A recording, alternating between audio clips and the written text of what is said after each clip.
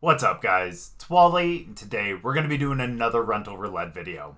So I had a really good time in the last one when we got the Dondozo, Tatsugiri, and Flamingo team, and I'm really excited to see if we get another team that I like as much as that one in this one. And what's really great is that we got a couple more teams in the Discord to be able to put on this wheel. So I'm excited to see which one we get. So we'll get into the video, but before we do, as always, if you guys are new here, just haven't yet, please make sure to go down and hit the subscribe button. If you guys do enjoy the video, please make sure to drop a like too. But let's spin this wheel and see what team we end up getting.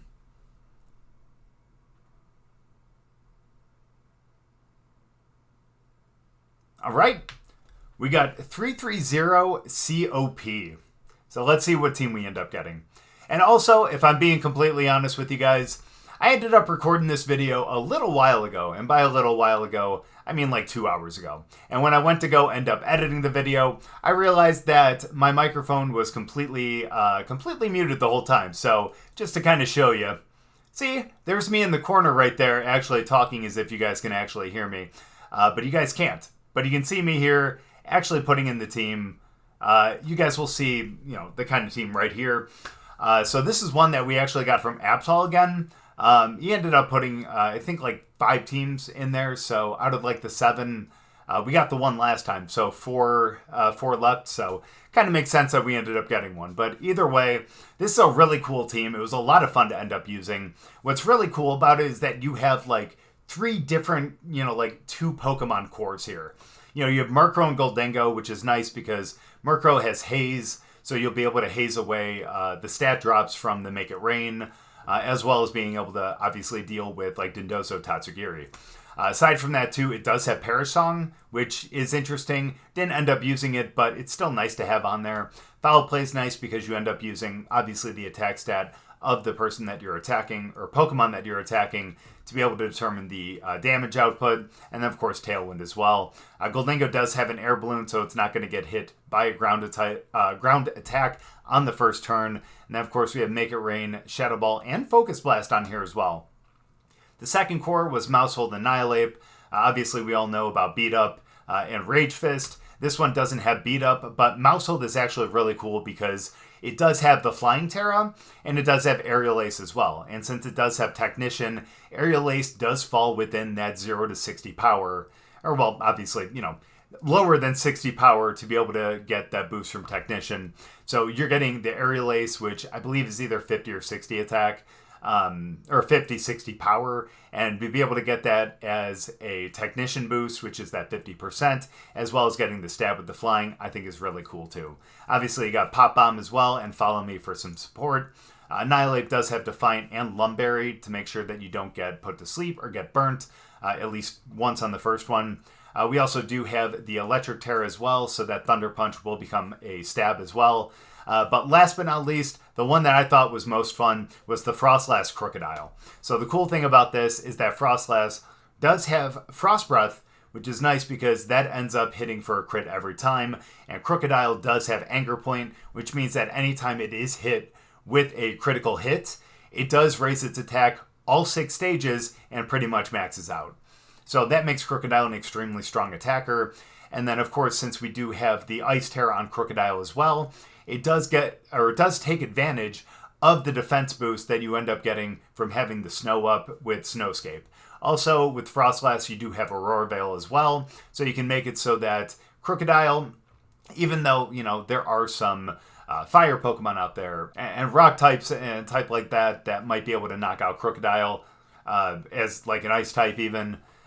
It's nice because you end up getting that boost from the Aurora Veil and the defense boost from the snow as well. So Krookodile could be an extremely strong and bulky Pokemon here, and especially since we have the Babiri Berry, which, try saying that 10 times fast, which is a berry which ends up being consumed to lower the strength of one steel super effective move by 50%.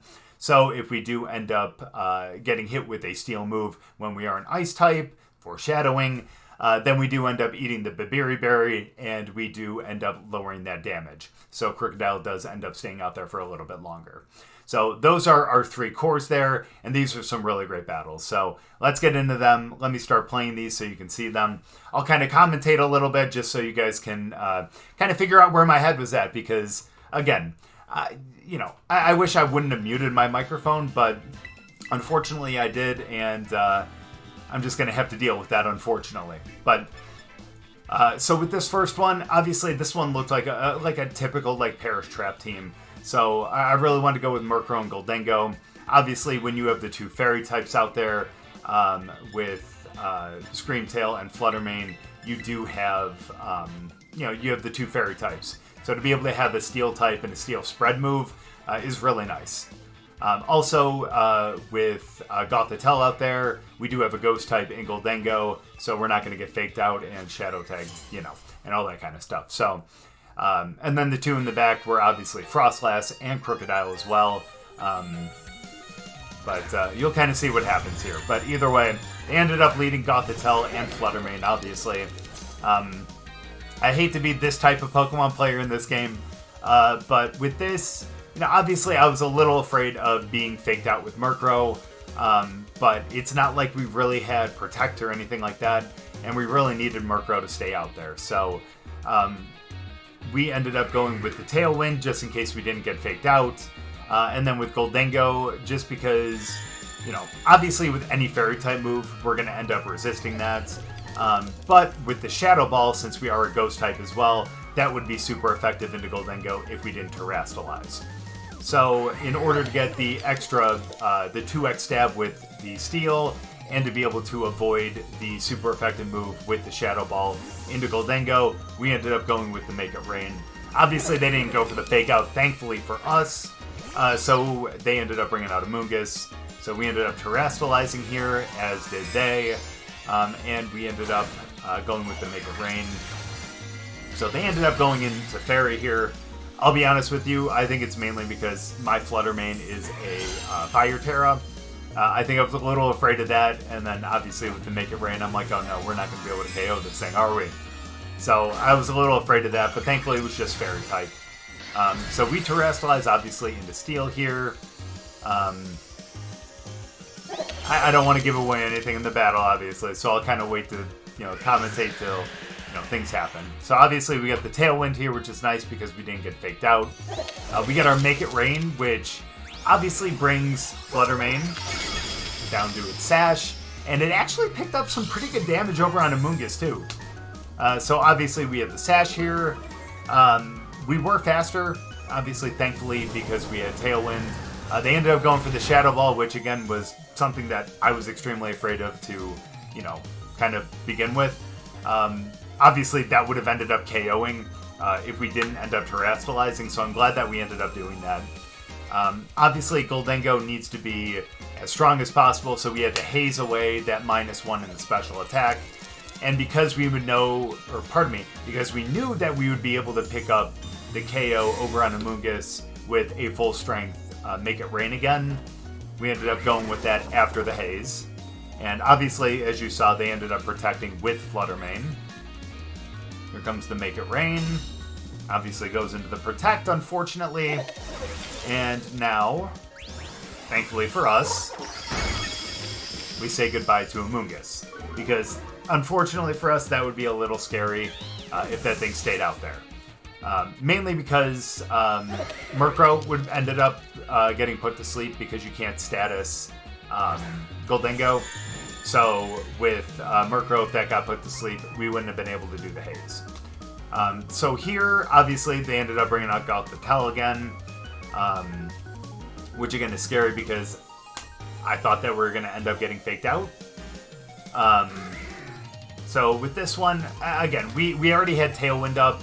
We weren't going to go Perish Song.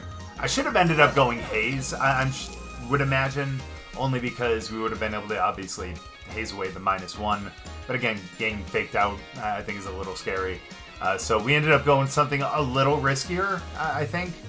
And we ended up protecting and going for a foul play over into Gothitelle.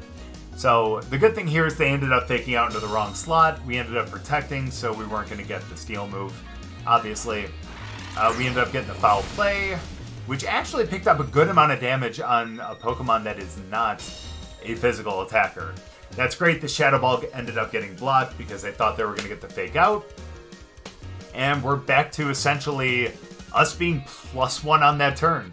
Not because we got a boost in any kind of stat or anything like that, but because we did damage to them, they didn't do any damage to us. So we end up going for the Haze right here, which is nice, and we go for the Make It Rain. Of course, we kind of had to. They went for the Protect, because why not? Because Flutter main does... Oh, they went for the double Protect, that's right. And the main reason for that is because this was the last turn of Tailwind. Thankfully for us, though, the Haze isn't going to really matter because, again, even if they Protect, the Haze is still going to affect our Pokemon. And even so, it would affect their Pokemon as well, too, because, you know, Haze still goes behind Protect because it's not something that drops or raises a stat. It's something that just resets things. Now, Clear Smog acts differently because that still needs to hit to be able to clear the stats, but thankfully for us, Haze acts differently. So we ended up going for the Make It Rain there, obviously, but they ended up canceling the battle because, well, to be honest with you, I don't blame them. But anyways, we get into the second battle. This was another good one that I was super excited for because we ended up getting the chance to go for the Froslass and Krookodile to start. As you can tell on their side, they have another Ice type and a Krookodile as well as a Pokemon that does have a guaranteed crit too. So that was a little scary, but we still decided to go with the Froslass and the Krookodile. And then obviously in the back we had Maushold and Annihilape because, well, we didn't really get a chance to bring them yet. So I'm just really glad that we got that chance. So we get into the battle. Again, I wasn't sure how they were going to lead. I was expecting them to go Krookodile, but I wasn't sure if it was going to be Cryogonal because I didn't know if it had Frost Breath as well, or potentially Meowscarada for the Flower Trick. I mean, again, that would have been rough because that's going to do a lot of damage because Meowscarada is extremely strong, but I digress. So we ended up just kind of going for it. I wasn't sure who was going to outspeed or anything like that, but I knew we had to Terrestrialize here. Mainly because I didn't want to... I don't know. Just a lot of potential things there. Because again, Krookodile has the potential to have Brick Break as well. If they would have done that into our Krookodile without Terrestrializing, that would have been bad. Plus, the Frost Breath would have done a good amount of damage too. So we end up resisting it by Terrestrializing into Ice. And then I decided to go for... If I would make up my mind, I decided to end up going for... Because I was a little afraid that the Rock Slide wasn't going to do enough to Krookodile, and the Earthquake was going to take out Froslass, so I went for the Brick Break over to their Krookodile to see if I can outspeed and be able to knock it out too. But either way, even if not, we ended up Terrestrializing. The downside is, even Terrestrializing Ice, if they did go for a Rock move, or did go for a Fighting move, like Brick Break, that would still do super effective damage. But again, we would end up resisting Frost Breath, so we wouldn't do as much damage. So that's good. We end up getting that. We got our Anger Point procced, which is really great as well, obviously. So we're max attack now.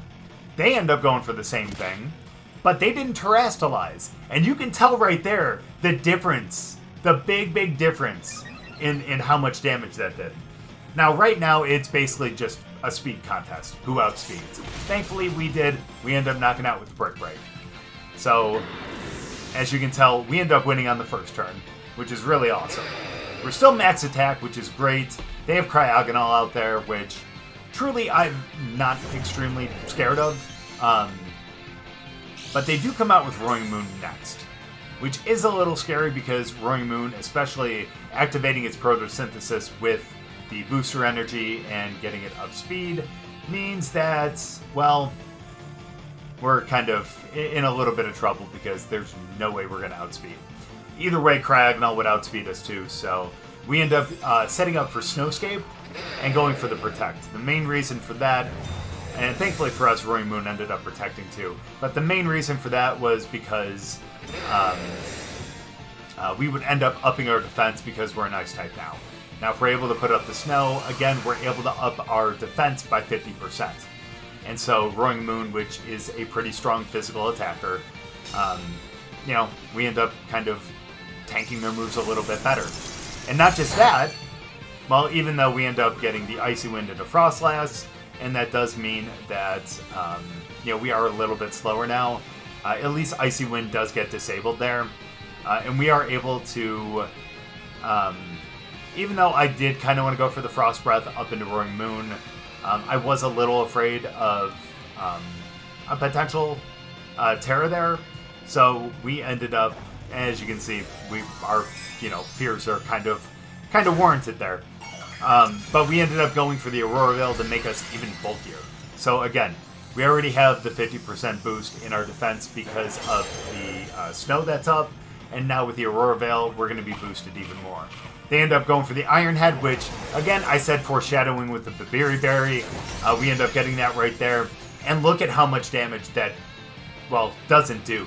And that's even before putting up the Aurora Veil. So that even gets reduced more after we put this up. Unfortunately, Krookodile does get flinched. Not something you ever really want to see, especially with Iron Head like that. So the good thing here is, even without the Babiri Berry, the Aurora Veil kind of acts as the Babiri Berry for us again. Again, like I said, say that 10 times fast, and I'm already kind of saying that. But either way, as you can tell right here, I am kind of debating on what to go with. Rock Slide wouldn't do much to Roaring Moon, unfortunately. It would be nice to go for a Brick Break, but decide to go for an EQ to try to get damage on all of them. Thankfully, Krookodile does survive with 8. They do get the Reflect up, which is not great because they end up obviously tanking some of those moves more. So going with the Brick Break probably would have been a little bit better, but either way, we still end up knocking out Roaring Moon, which is really, really awesome.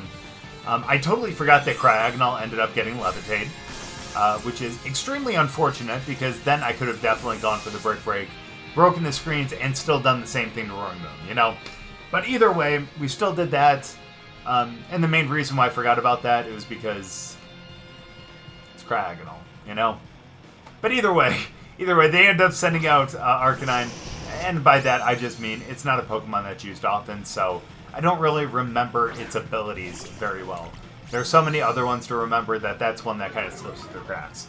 Either way, though, they end up going for the Intimidate. We go down to a +5 instead of a +6 for attack. I kind of wish I ended up sending out Annihilape there, just so we could have gotten the +1 in our attack because of the Defiant boost. I know you get +2 for Defiant, but -1 from the Intimidate, +2, it all kind of nets out to +1.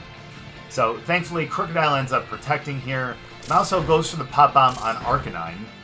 And unfortunately with the Reflect, that does really resist a lot of that. And especially with the -1 with Intimidate, obviously that's a bit of a problem there too. The main reason for the Protect was because I was afraid of an Extreme Speed. And Extreme Speed would end up going before Follow Me. So that's what I was afraid of. So that was just kind of my insurance policy there. So now, obviously Arcanine, its Berry got procced already. It's back down to... Oh, I remember it went Charm. This was a really interesting moveset for Arcanine. But they ended up going for the Charm into Maushold, the lower to -3.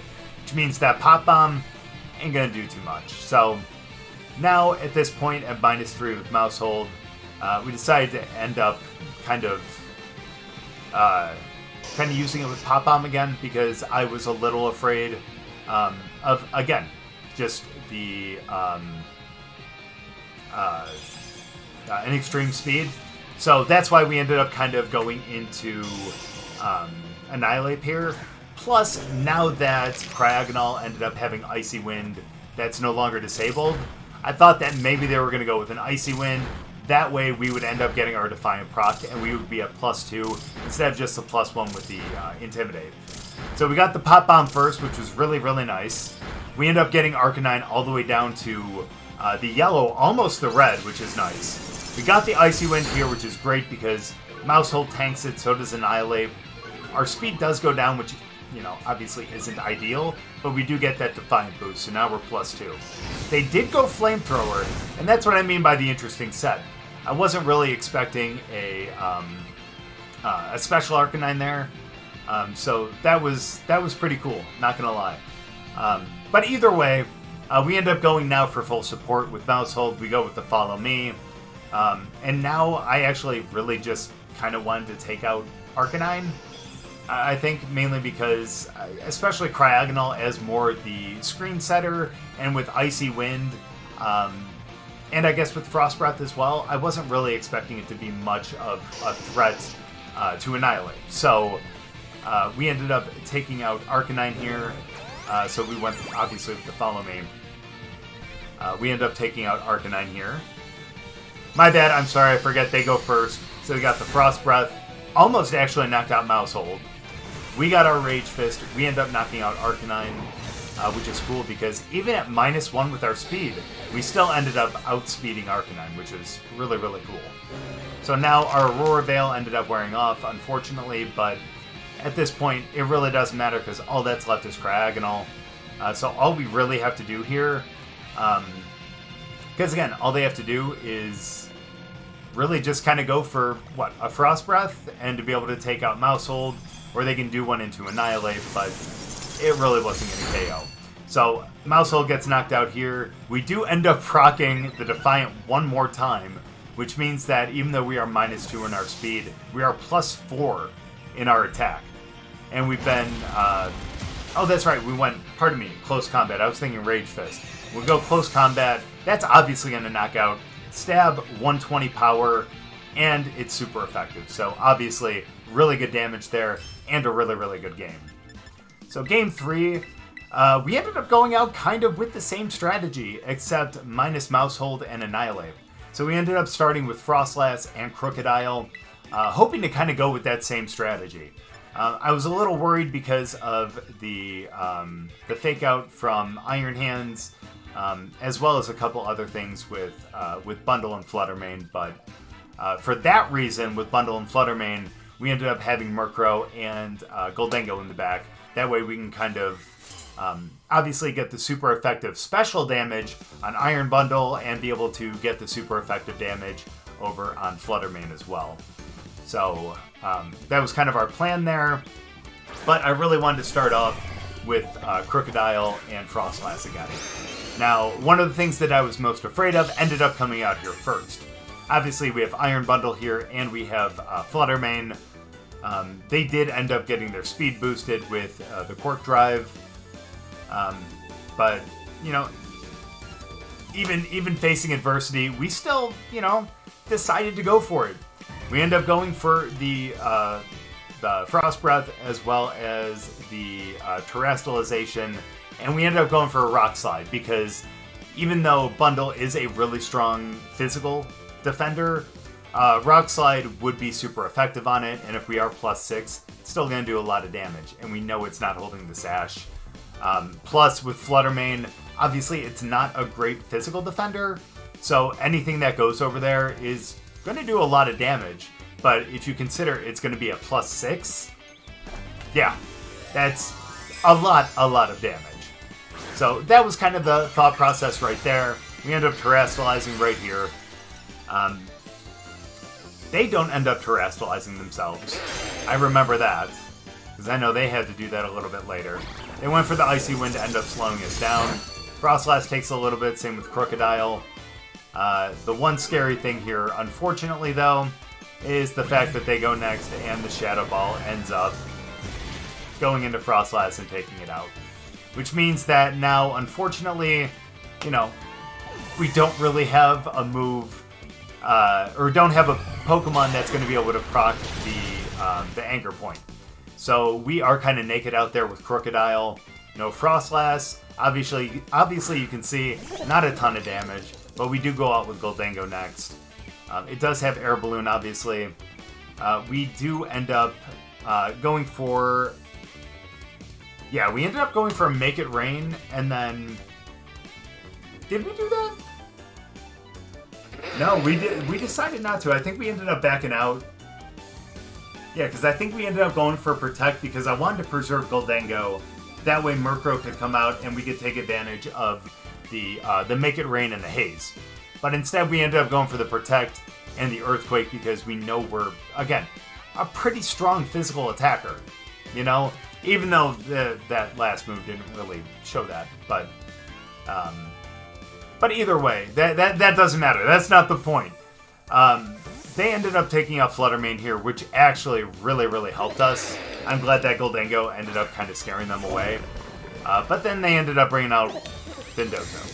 And needless to say, that's always scary. Thankfully for us, we do have Murkrow in the back, which does mean that we do have Haze, which is awesome. They ended up trying to go for the Hydro Pump over into our protected Mon, and we do get the Earthquake into all of these Mons, which is nice. And that is also Dondozo without any of the boosts as well. So there we go. We almost end up knocking out Bundle, but not quite. And we do a little bit of, or a decent amount of damage over into Dondozo as well. So at this point, honestly, I'll be honest, almost backed out because I was just like, you know what?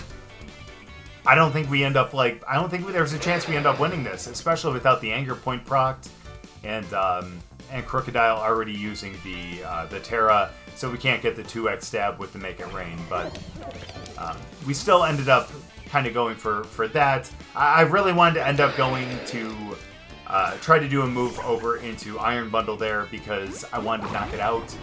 But that's why we didn't double into there, you know, for this exact reason, because of the Tatsugiri.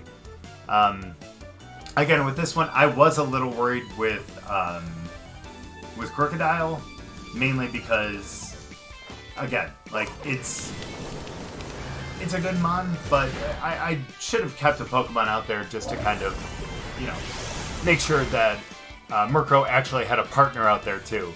I was afraid of an Earthquake, but they ended up going for a Wave Crash, which ended up taking out Gholdengo, which isn't the best thing. We ended up getting the Shadow Ball over there, which is actually pretty nice, but they ended up doing some damage, obviously some recoil damage with Wave Crash. They are down in the yellow because of that. We missed with the Brick Break. And now, unfortunately, all we have left is Murkrow and Krookodile.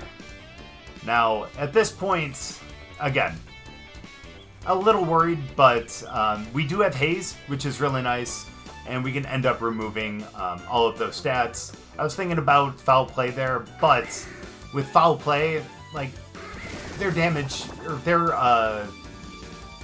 they're +2 in their defense, so the +2 in attack, +2 defense isn't going to matter too much. They end up going for the Earthquake, or we end up going for the Earthquake, pardon me, after the Haze, which is nice. It does a good amount of damage there. They go for the Wave Crash into Murkrow, but thankfully with Eviolite, they end up not doing a ton of damage. Or, well, I'm sorry, they did a ton of damage, but ended up not knocking out, which is extremely crucial here. So we had the Haze, already done that, so now we end up putting up the Tailwind, so we make sure that we outspeed for the future Pokemon. So here, we knew that we would end up, knocking out with an Earthquake. I was thinking maybe potentially a Brick Break could do it too. But the Earthquake, I think, because of the stab and everything like that, ended up being a stronger move. Thankfully for us, they ended up protecting, which is really cool, because we ended up getting the Tailwind up for free. Nothing went into Murkrow. So just in case that was a low roll on the Earthquake, you know, we obviously, you know, wouldn't have had to take damage with Murkrow. So that's a good thing right there. They ended up protecting. We got Tailwind up. You know, we went for Earthquake. Didn't affect anyone, which is nice. They get that little extra HP from the lefties. But now we can end up doubling in there. So we end up going Earthquake as well as Foul Play. I was kind of hoping that Murkrow was going to go first, but I forgot the speed differential between the two. So Krookodile went first. It went for the EQ. And honestly, this damage is so decent, but it came so close, but enough that the Foul Play ended up knocking out, which is really nice. So that means that Tatsugiri is still out there. Wasn't 100% sure, still not 100% sure what item it has on it. The good thing though is that they end up sending back out Bundle. It already used its photosynthesis, or its Quark Drive, pardon me, with the booster energy, so it doesn't have that boost anymore. And we do have Tailwind, which means we do go first with the Earthquake. That ends up knocking out the Bundle over there, and it brings Tatsugiri down to the yellow, which is incredible because then we get our Foul Play, and thankfully that knocks out. My guess is it probably was Sash, I was thinking potentially Choice Scarf, which kind of worried me a little bit, but the fact that we outsped with both means that I think we're fine with that. So, good thing here is now we have the weak physical defender out there. So we go for the Foul Play as well as the Earthquake because it is our stab. Obviously, Brick Break isn't going to do anything, and Rock Slide has that chance of missing, and it's not a stab. So we don't worry about that. We go Earthquake, doesn't affect Murkrow again, and they didn't stand a chance with that one. So somehow, in a game where I thought that we were completely out of it, we end up coming back, and Krookodile and Murkrow are the two to just take it home for us. So it was a really good game there. Really, really good game. So as you guys can see one more time, this was our team, man. This was a really, really incredible one. I wasn't expecting to get off that Anger Point in that one game, and I wasn't expecting Krookodile to really kind of be the main mon in that last one as well, especially without the Anger Point. But either way, this was a really awesome team, and it was really cool too because, again, like I said, it's got 3 really awesome cores here with Murkrow, Gholdengo, Maushold, Annihilape, and Froslass Krookodile. So again, really awesome team. I'm really glad that we ended up getting this one, and that the wheel really gave us a team that, again, is one that I ended up really, really enjoying. I don't know how it compared to the one from last week, but either way, this was a really awesome one, and I'm really looking forward to the next Rental Roulette. But thank you guys so much for watching. I really appreciate it. Hopefully you guys enjoyed the video. Hopefully you enjoyed the battles. If you guys did, make sure to drop a like, and we'll see you guys next time.